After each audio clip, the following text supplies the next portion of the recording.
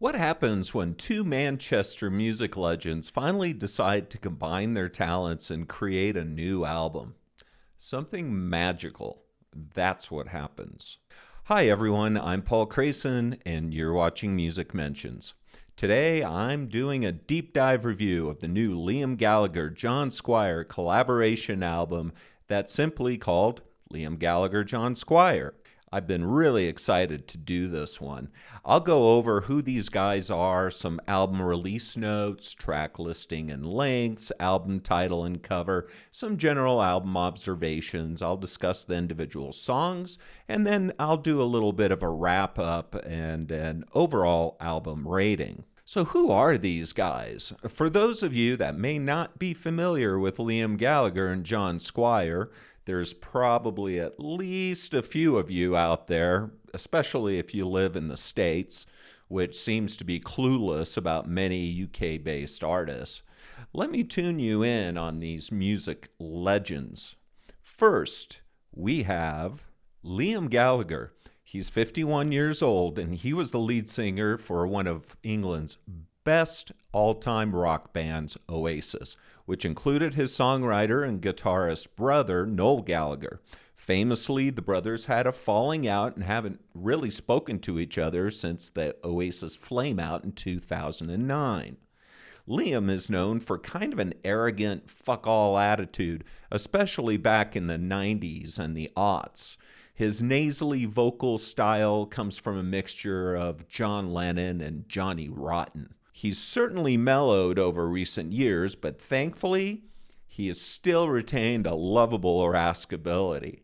After the breakup, he formed Beady Eye with the remaining members of Oasis, but after two solid albums that didn't quite succeed as he had expected, he brought Beady Eye to an end and left the music world for a bit. Then in 2017, he released his first solo album, As You Were, which revived his music career. He went on to release two more solo albums, Why Me, Why Not in 2019, and Come On You Know in 2022. All three solo records went to #1 in the UK charts. On this new album, Liam sings and basically claps his hands occasionally. Then we have John Squire.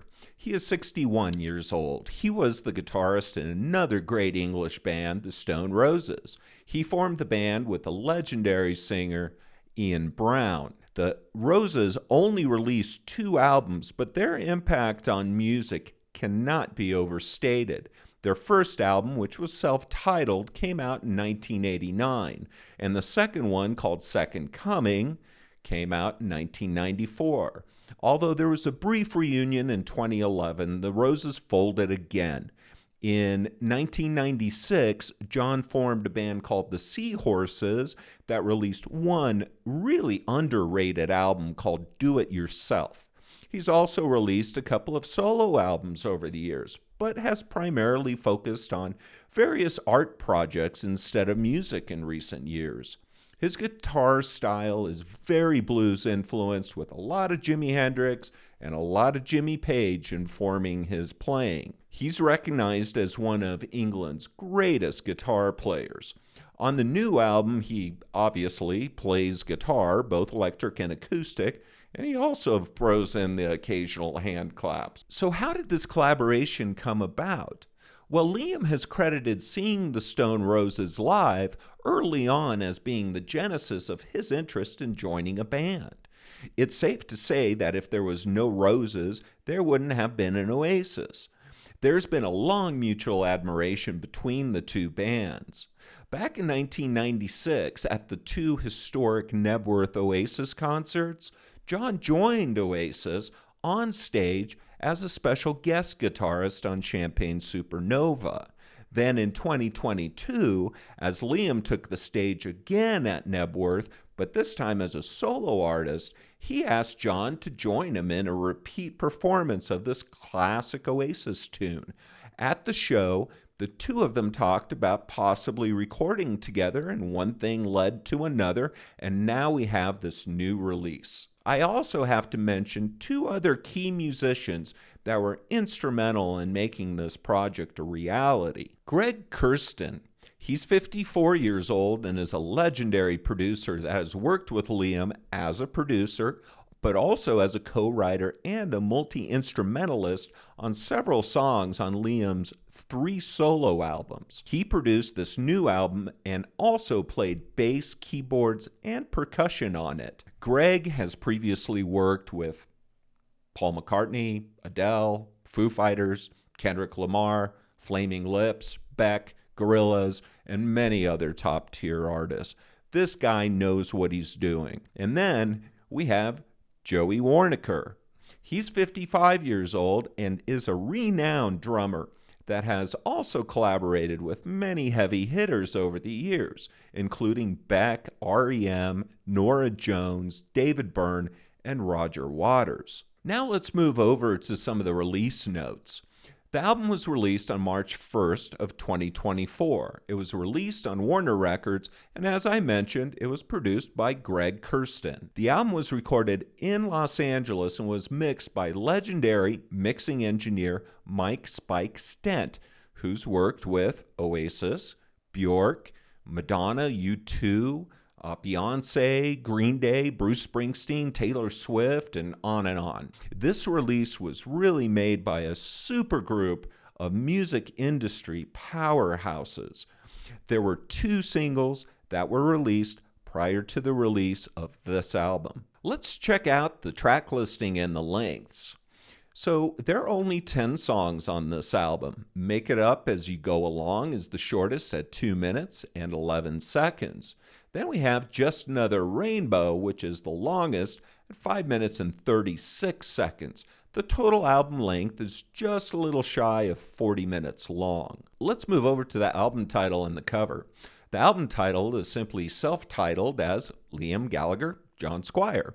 My guess is that they really just wanted to emphasize the collaboration between these 2 artists and probably thought that having a proper album title would be a distraction from this emphasis. Still, I think it would have been cool to have a title. The album cover was designed by a graphic designer named Jamie Hutchinson. It's a circular spiral collage of colorful consumer product packages with the names of the album's songs as well as a few of the lyrics. The colors and design of the packaging are based on real products like the orange box, which is basically from Tide laundry detergent. With the white background, the colors really pop and are certainly eye-catching. The most interesting aspect to this cover is the not-so-veiled message that is being conveyed. It's kind of a sarcastic acknowledgement that the album is itself indeed a product, and that it's a sellout. It's a wink to the anticipated hipster detractors of these Britpop legends, and I think it's brilliant in that regard. Liam and John are getting the last laugh here. It reminded me of the famous Who cover for The Who Sell Out, which I'm convinced was the inspiration for this artwork. With that said, visually I think the cover is just okay.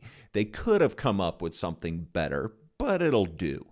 However, the message they're sending with it to their haters is hilarious, and I love it. By the way, this message is extended in some of the song titles, which I'll get to shortly.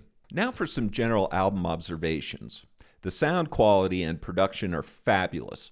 This is one of the best sounding rock records I've heard in recent years. Yes, the levels are a little hot, but the instruments are all clear and well balanced in the mix.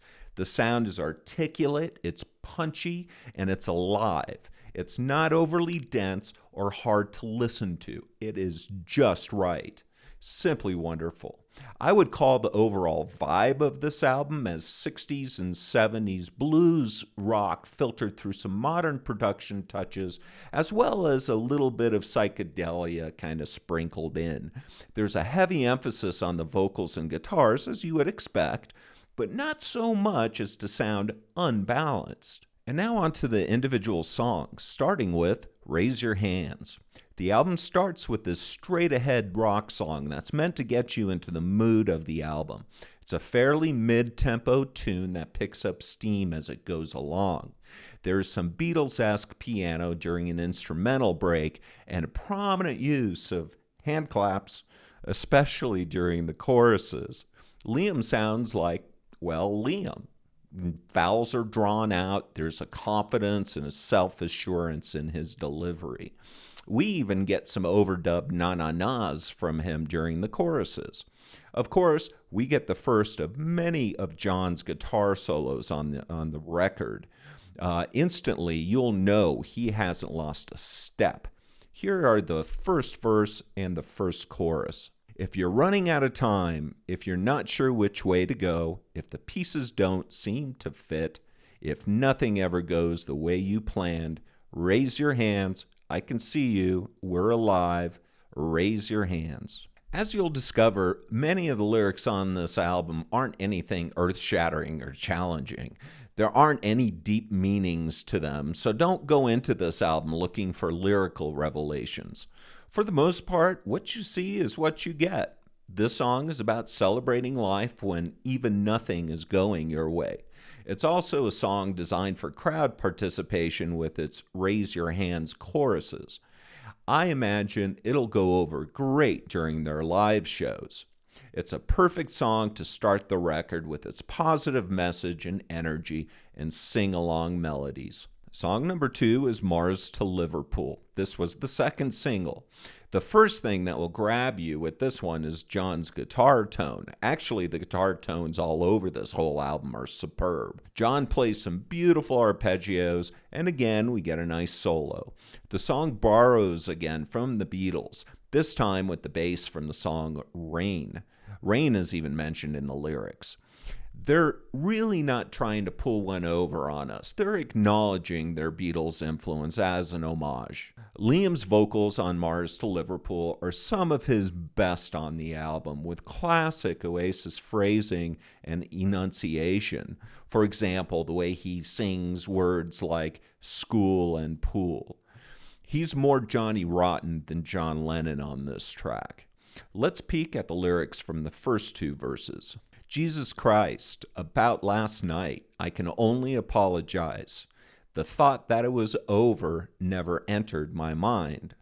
The sun is up, the skies are blue, and I know how close we came. This voyage of self-discovery has my sails in flames. Again, the lyrics aren't terribly special here. It's more about how Liam delivers them that makes them special and memorable. And yes, there's another Beatles wink with Dear Prudence with the line, the sun is up, the skies are blue. This is just a wonderful song with a killer melodic chorus and is an instant classic. You'll be singing along with it after just a few listens. Song number 3 is One Day at a Time. The brief guitar intro that starts this tune will remind you of the intro to the Stones' Painted Black.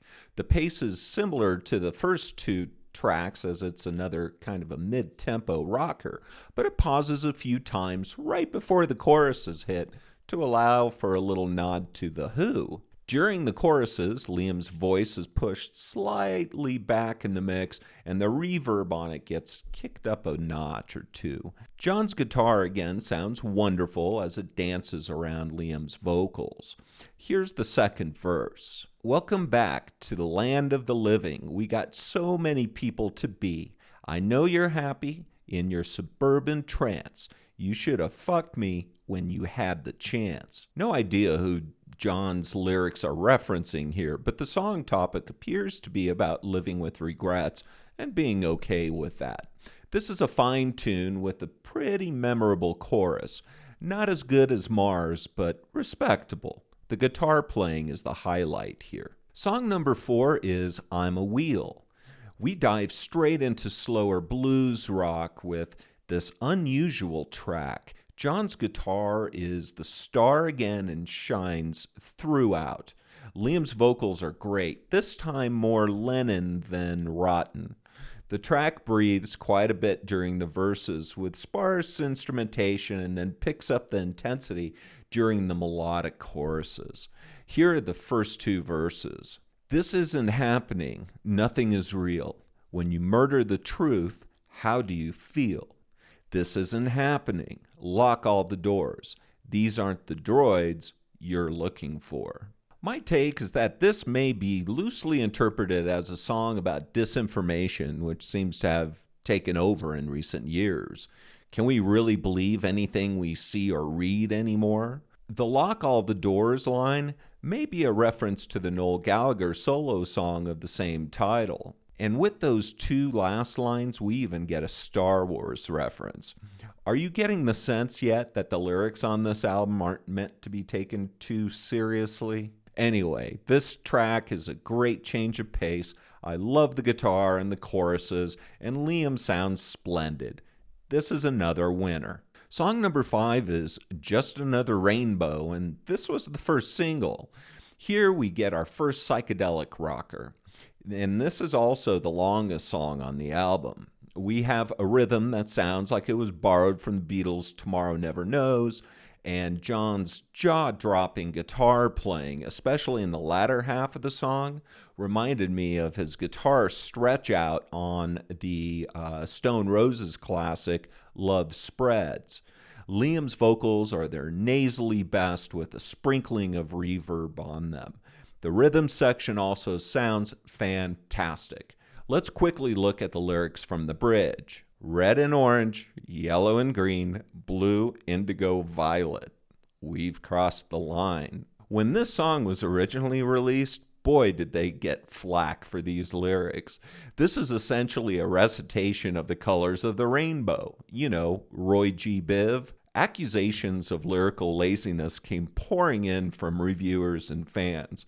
But it's important to understand these lyrics in the context of that last line that says, "We've crossed the line." It's almost like John is acknowledging the laziness and owning it.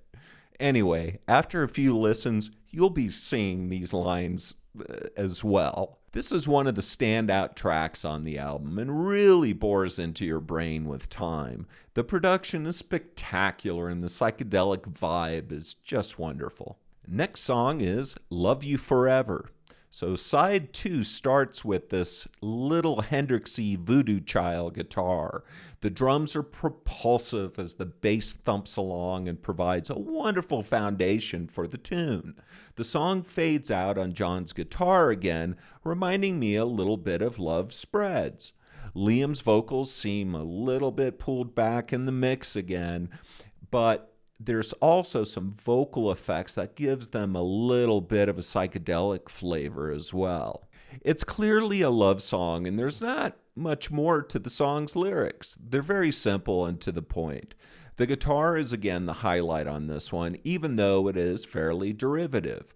I dig the overall vibe of the song more than anything else, but I think the choruses could have been a little stronger. They just seem a little bit forced to me. Song number 7 is Make It Up As You Go Along. We change moods here with the short tune into something a little bit more upbeat and a major key. Liam channels his inner John Lennon, especially during the verses, and Squire adds some Beatlesque guitar, of course. The song starts off with the chorus, which is a bit of a change. Here we have the first verse and then the chorus. I got a candy-colored tangerine flake streamline baby, sassy, grassy, green, and Jamaica blue, drive me crazy. Make it up as you go along. Nobody knows any better than you. Make it up as you go along. Thank you for your thoughts and prayers, and fuck you too. Candy-colored tangerine flake streamline baby is the name of the famous writer Tom Wolfe's first collection of essays that was released in 1965. When I was discussing the album cover, I mentioned that they are playing with their anticipated detractors and haters. I suspect that the Make It Up As You Go Along line and song title are designed for the same effect.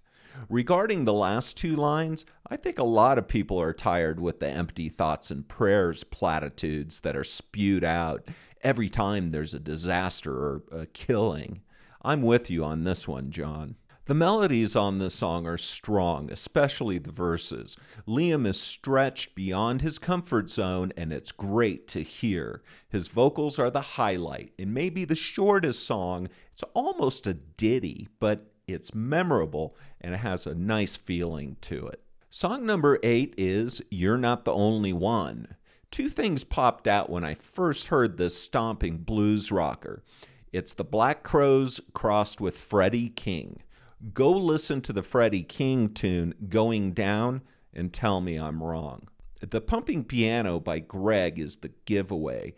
The drum playing is probably the best on the album. The whole track just slams like a hurricane.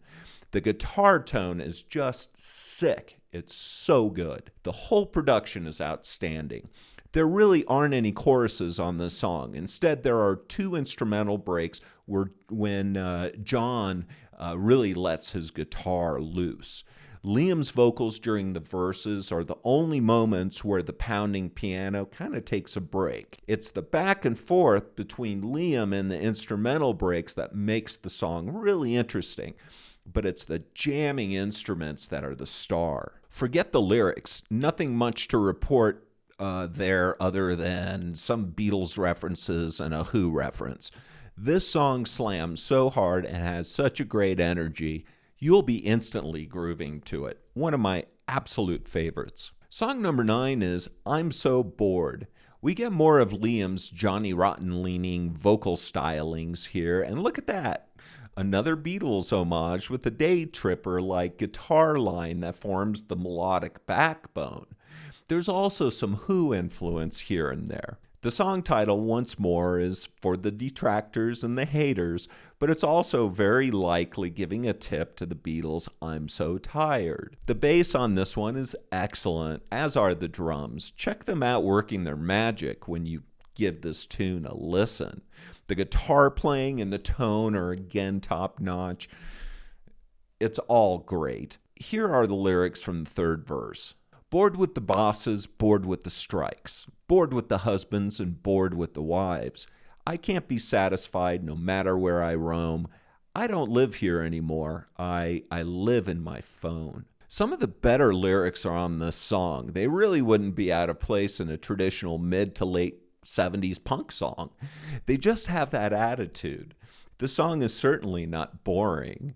I love the way Liam leans into the vocals with an edge and attitude, like he knows this is really a punk song. I would have loved to have the band ratchet up the tune with some more balls out punk energy, but nevertheless, this is another favorite of mine.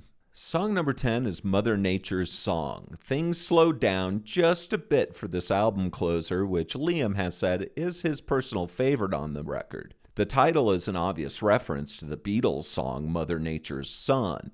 The start of the song goes back to Hendrix and the classic Little Wing. We get some great slide guitar lines from John, which is a nice change of pace on the record. Liam sounds fantastic as well. Let's take a look at the chorus. Listen to Mother Nature's song. The melodies are beautiful, the chords sublime. Listen to Mother Nature's song. The harmonies are killing me. Her rhythms are mine. Take a look at all she's done. Take a little time. Basically, this is a nature appreciation tune, just like the Beatles song. And this chorus is super melodic and memorable. Everything just works on this one, and the record ends with us wanting more. So let me summarize my thoughts on this release.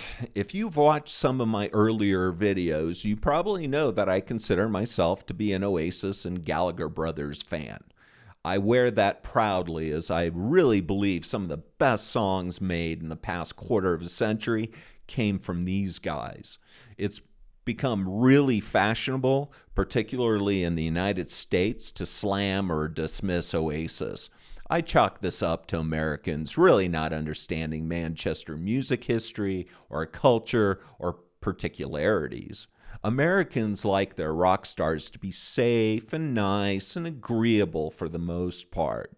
You know, like Dave Grohl, who happens to love Oasis, by the way. They don't like rock stars that tell the established music industry and critics to fuck off.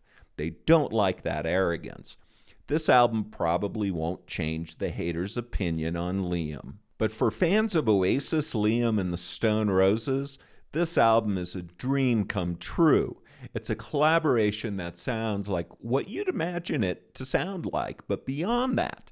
It's an album with some surprises thrown in as well. It's terrifically produced, and I must give Kirsten major props for the work he's done here as the producer and as one of the musicians. Bravo to Kirsten. The sequencing and pacing of the album is great, and it works really well when listened to in the intended song order. So who's this record for? Beyond existing fans of these artists, I'd say this album will appeal to classic and psychedelic rock fans and also all of you Beatles heads out there. It's for those of you that like to turn their music up loud and get lost in some masterful guitar playing and sounds and tuneful melodies. It's also for all you rock guitarists out there. This is rock music at some of its most joyful. It's obvious these guys had a blast making this album. This album is not for pretentious, pitchfork-obsessed indie hipsters that think 100 Gex albums hold the secret to the universe. You guys can just fuck right off to the nearest Starbucks for your double mocha Americano lattes, while the rest of us rock out with smiles on our faces. As usual, I would recommend playing this album several times to let it fully sink in. In prep for this review, I probably listened to it at least 15 times so far, and it just keeps getting better for me each time. As of today, I'm giving this album a rating of 9 out of 10. Now, your mileage may vary as usual. You guys know the drill. Let me know what you think of this album. I would love to hear from any Oasis haters or Liam haters out there that actually made it to the end of this video. Let me know what you think, as long as it's polite. Let's not get into a pissing contest, okay? All right. Thanks, guys. I appreciate it. Thanks for sticking with me on this one again. It was another long one, and you guys made it to the end. If you like what I do here, if you like my album reviews and the channel, please give me a like, hit the subscribe and notifications. I will catch you cats on the flip side.